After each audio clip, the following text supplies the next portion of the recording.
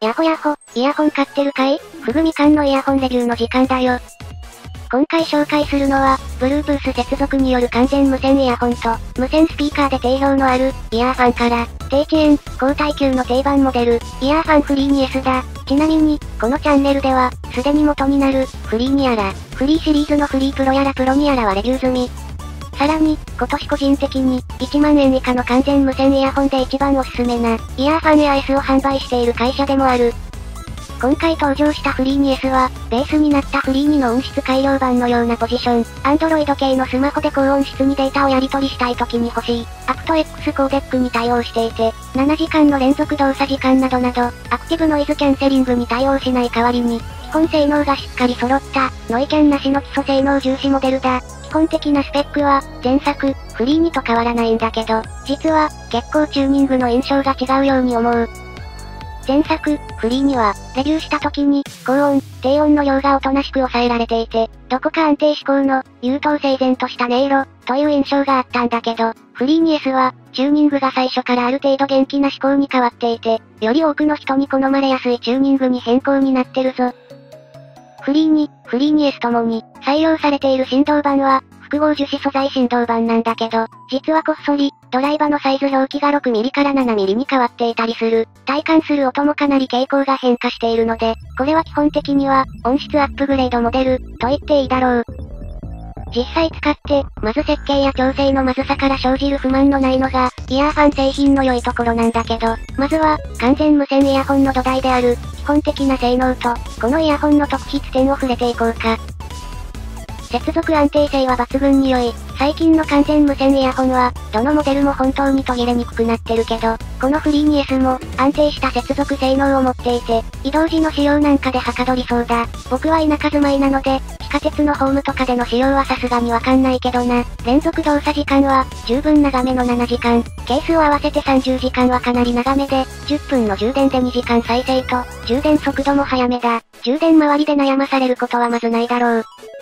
遅延が気になる人のために、低遅延モードも用意されている。ここら辺の足回りに関して、イヤホンとして不満を感じるところは少ないだろうな。また、フリーに S のマイクは、片側2台を搭載していて、通話音声に対するノイズ抑制もかなりしっかり気を使っている。イヤーファン製品は通話時マイクの音質に不満を持つ製品を一つも触ったことがないので、今回のフリーに S についても、通話を伴う用途におすすめだ。早速実際に録音してみようか。これから、おっさんの声が流れるので注意だぞ。おはようございます。こんにちは。こんばんは。レビューふぐみかんのふぐみかんです。イヤーファンフリー 2S を使って録音しています。どうかな？初期設定では、少し音量が小さく感じるけれど、音声は非常に聞き取りやすいんじゃないかと思う。今回もちゃんと使える品質だな。装着感についても問題なし。深く装着できる、ノズルが長めの設計で、付属のイヤーピースも厚みがあって、密閉が取りやすい。動いても外れにくく、安定しているな。あ、そうそう。一点、注意すべきポイントがあって、このイヤーファンフリーに S、aptX までしか対応していない。aptX アダプティブには、安定性やバッテリー持ちを重視したのか、対応していない点に注意が必要だ。これは、同社の上位機種、イヤーファンエア S でも取られていた方針だな。意識してハイレゾを聞く人以外には、問題にならないポイントなので、よくわかんない人は無視していいぞ。遮音性については、ノズルがしっかり塞がるおかげか優秀。耳栓代わりにも使える程度には、外の音は小さくなるな。というわけで、取り回しや、ストレスを感じさせない基本性能はしっかりと抑えられている。これで音質が伴えば、おすすめできる完全無線イヤホンだ。音色については、良くなった。特に、割と落ち着いた音質の先代、イヤーファンフリー2から、かなりダイナミックな印象を受ける音色に変化してる。やっぱり、6mm の複合振動板から、7mm の複合振動板に変わったのが大きいんだろうか？それとも初期設定の変化なんだろうか？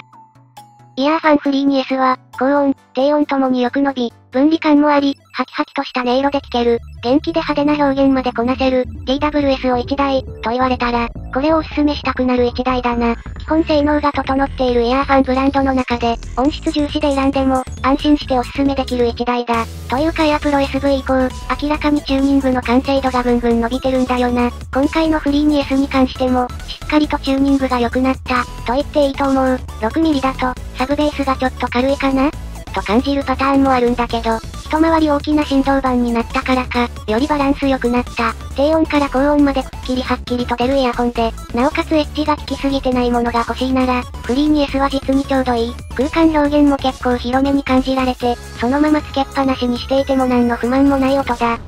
また、このタイプの完全無線イヤホンで、有名なブランドは大体採用している、イコライザなどを含むアプリも当然のごとく対応。